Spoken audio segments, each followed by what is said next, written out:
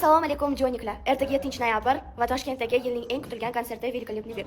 Ya'ni muhtasham 100 yil. Bu sehrli, unutilmas oqshomni birgalikda o'tkazishimiz kerak. Sababi это не просто orkestr. Bu katta sahna, xor va ekranlarda bizni sevib kuzatgan seriallardan sahnalarni tomosha qilishingiz mumkin. Shuning uchun hammanglar bilan konsertda ko'rishaman.